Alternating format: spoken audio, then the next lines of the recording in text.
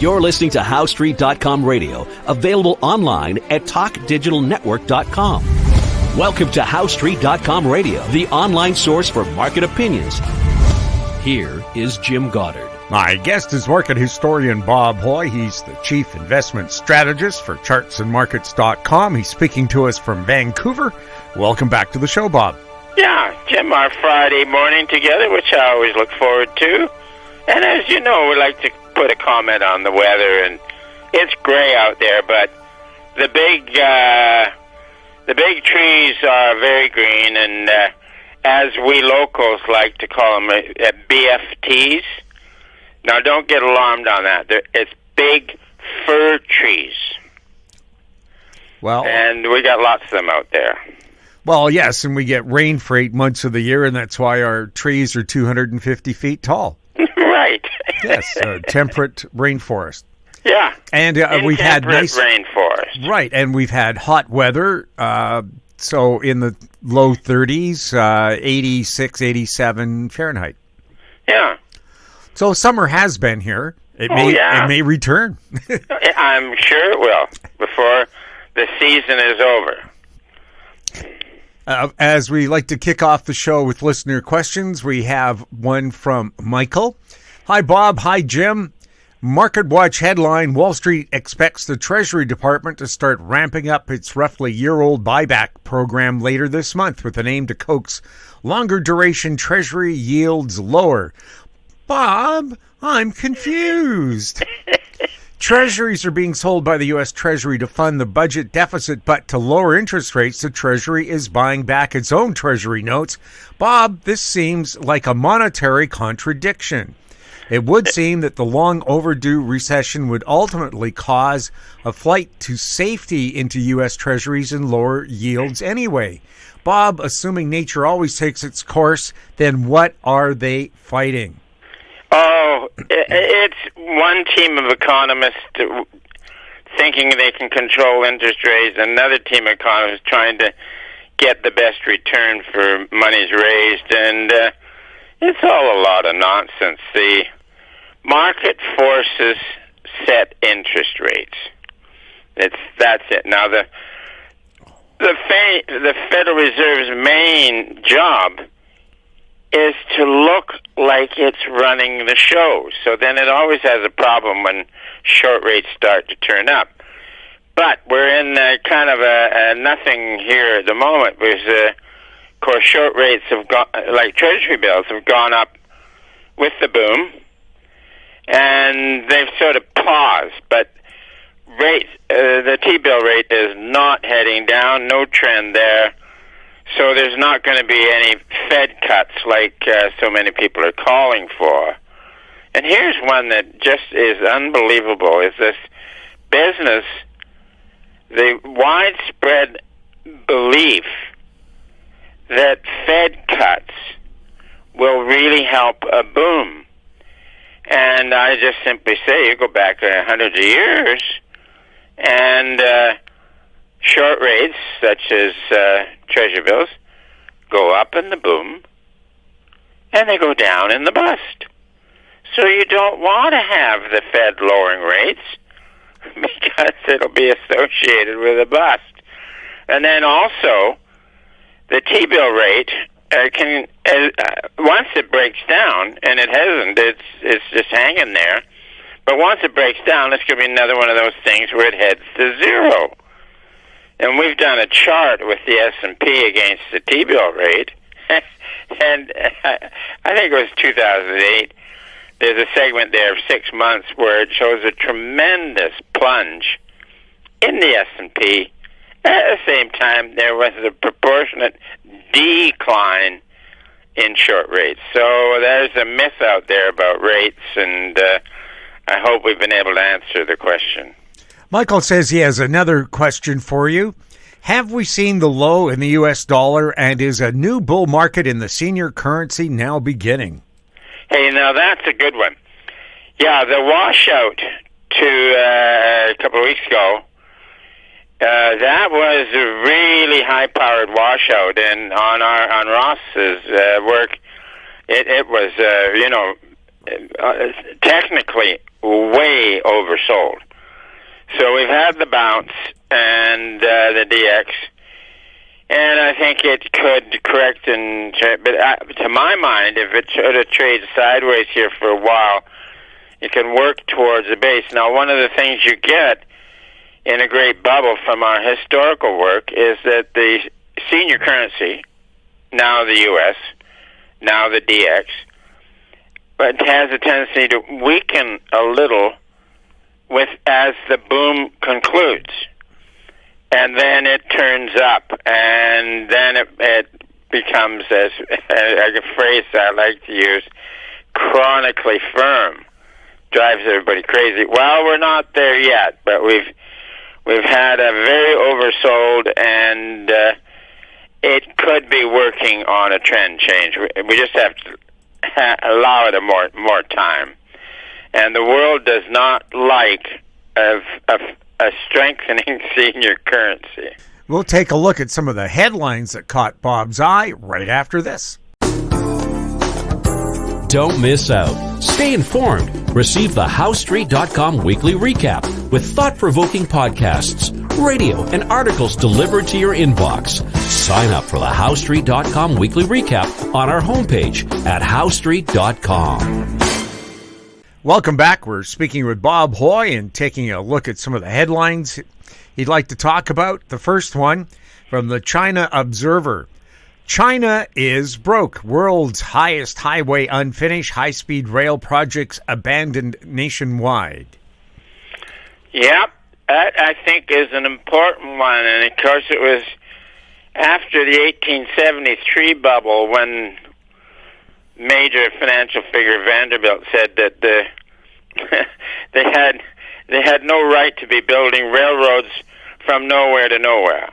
And that was the big rage in the 1873 bubble, the railroads. And whereas the 1825 bubble, the big rage was canal stocks, transportation. Anyways, it looks like the boom in China has really stalled out. And speaking of high-speed rail being abandoned, they've spent $15 billion on high-speed rail in California. Not a single track put down yet. Yeah. And so President Trump has put a stop to it. Yep, he's just said no, and the governor of California, you can't believe it, because it's been a boondoggle for all kinds of departments, I guess, for 50 years or something like that. No, Trump putting a stop on that is very good stuff. Headline, Putin seizes $50 billion from oligarchs as Russia's economy is bankrupt. Oh, yeah. Now, this one is really serious. Putin obviously is out of money, and he's taking a slam at the oligarchs who made so much money.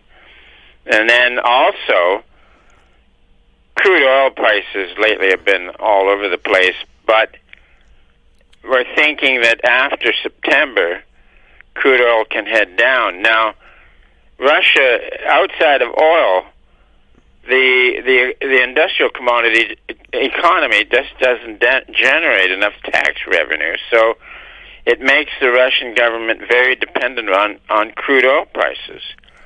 So if you get the next washout in crude oil prices, it's going to put an end to Putin's career. Now, you can take a chart of crude oil prices, say back to 2012.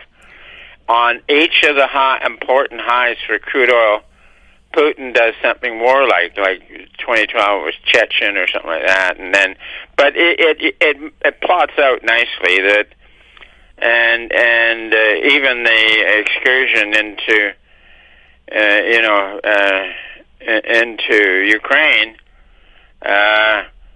that took place on a strong rally for crude. So he was thinking, I got money to do it, and then crude has been choppy ever since. So it would please the world, I think, to have Putin go broke and the electoral or the public in Russia throw him out of office. I would welcome that.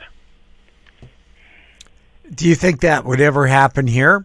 That the billionaires like Jeff Bezos and Elon Musk could have a little, I guess they call it the Cypress haircut to their bank accounts? Yeah, Musk is... of course, I guess his main position is in Tesla, and it's going to go south forever. I mean, the electric vehicle was just a fad, and governments got on the bandwagon and promoting it. It's just it is just plain uneconomic, impractical. So, anyways, if the EVs are heading south, well, Musk is going to have a loss of net asset value. And here's another one. Our Prime Minister Carney recently published his list of holdings, and it was hundreds of them, but essentially in the green climate crisis game. And I think that fad has peaked. And as the sector rolls over, I think Carney's going to lose a lot of net asset value as a whole. I mean, I couldn't believe the list of different positions he was in, all resting upon the mania for climate hysteria. So there's going to be some interesting events ahead of us. From zero hedge, the U.S. dollar has just had its worst start to a year since 1973. Yeah, I like that. When the guys sit down and look at the chart and say, "Oh, yeah, it's the worst since 1970." That is something. And as I said, that slam down on the DX became exceptionally oversold. Wasn't that during the oil crisis? 1973. Yeah, there was oil crisis. That was the first oil crisis. Yeah. And OPEC crisis in the Middle East, and the Arab nations were cutting off oil. Oh yeah. Plus, I think 1972-73 is when the size of American-built cars peaked. Everything was a boat. Oh yeah, they were getting about 8 miles per gallon. U.S. gallons, but no, those big pigs were inefficient, and because gasoline prices were relatively cheap in real terms, so people could drive around with very inefficient cars. Now that's all changed now. Today's modern gasoline engine is a work of art, and for efficiencies and emissions and all that kind of stuff. Yeah, I remember back in the early 80s, the smog in Vancouver was so bad. Some days you couldn't see across the street. It was just a blue wall. Yeah, well, that was even more enhanced in the basin of Los Angeles. Oh, God, they really had their, what they call it, smog or something. Well, yeah, smog. That's what it was. Yeah. Now, from whatsupwiththat.com, CNN analyst shocked Americans aren't afraid of media-created climate crisis. Yeah, I thought that was a good overview on it. What's Up With That is probably one of the better climate sites out there. You want to read those guys; they're pretty good. So, anyways, a good headline. From Breitbart Business Digest, American economic optimism rises to highest level in years. Yeah, we're in a boom. And the boom was, we look for good times to run into the mid-year. And then we got good times here, and the good times are kind of getting overbought. So somewhere in maybe September, this falters. Now, the other thing we're going to point out is that if there's going to be a credit crisis, they are usually discovered in the fall. Yes. That is consistent going way back, and then also if you take the great financial bubbles as they occurred in London, most of them peaked in May, and the first one, the South Sea bubble of 1720, it peaked in June.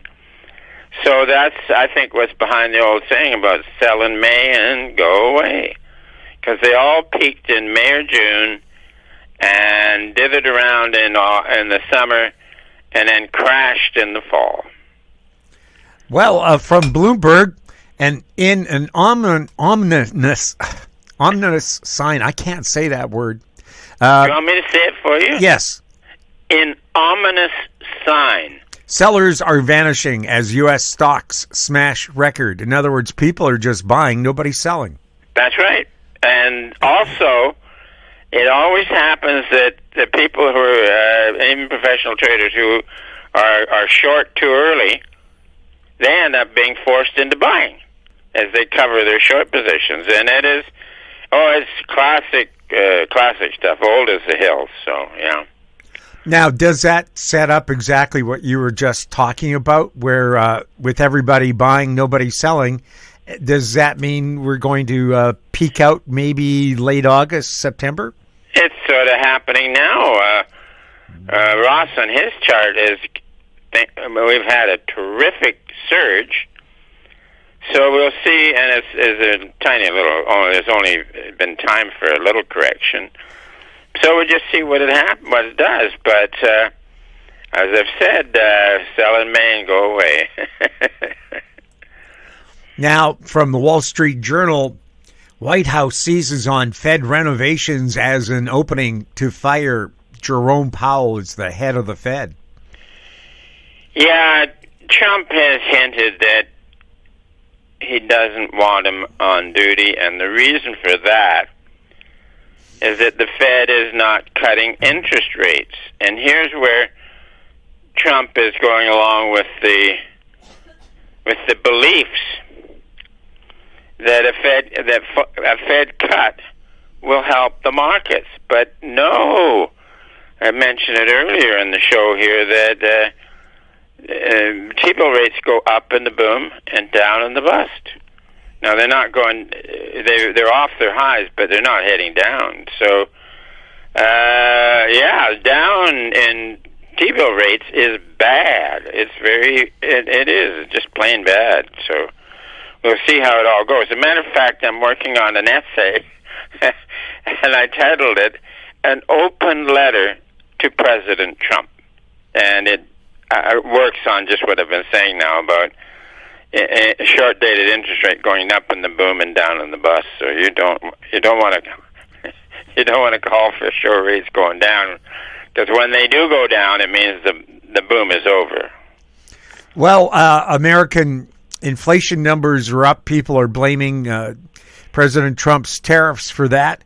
How does the Fed keep inflation control apart from using interest rates? Well, the Fed talks about inflation control, but the only thing it knows to do, and the only thing it does, is ease credit. Because it thinks there are perilous times unless they keep easing credit. So the Fed is part of the problem, and again, it is the popular intuition that interest rates going down will be helpful is just plain wrong. Well, Fox News has a headline, "Can Fed Chair Powell make it through the weekend?"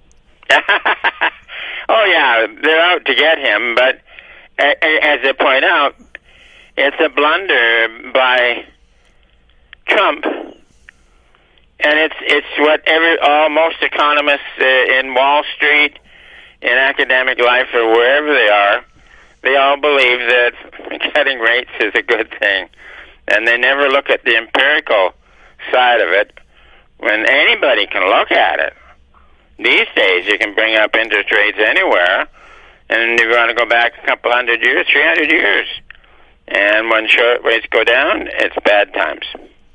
In Japan, if low interest rates, zero or negative rates work, their economy would be booming, and it's been contracting since the 80s when they ruled the stock markets. Yeah, they had a very unique boom in 1980, and they were buying the world. I remember a guy came in and bought Pebble Beach Golf Course for $500 million, and then he had to sell it about 6 months later on a margin call. So that was a fabulous boom, all generated out of Tokyo. So, yeah, but again, negative or zero interest rates don't provide the economic boom you think they would or might. Yep, that's good proof, Jim. Bob, anything else you think we should be keeping a close eye on right now? Well, the gold sector. The gold stocks are in the early stages of a multi-year bull market. Rising real prices for gold are a feature of the post-bubble world. And what it does is the real price goes up, the gold miners make more money, and gold gets into the system and begins to reliquefy things when all of the paper garbage is getting marked down to zero. So it works wonderfully well. And we're looking now. I also do gold divided by the CRB, the commodity index, and we assume that the commodity index is a proxy for mining costs. So if mining costs are falling relative to the bullion price, the industry's profit margins are improving, and you don't need the story about dollar down, gold up. That goes out of the equation. It's just that the real price goes up, and it enhances the profitability of gold mining. And it does it on the Great Depressions following a great financial bubble. Bob, always fun chatting with you. Good to be with you, Jim, and we look forward to next week. My guest has been market historian Bob Hoye. He's the chief investment strategist for chartsandmarkets.com. He was speaking to us from Vancouver. If you have any questions for Bob, you can send them to info@housestreet.com. Our YouTube channel is Talk Digital Network. Find us on X @HouseStreet. We're also on Facebook. I'm Jim Goddard. Thank you for listening.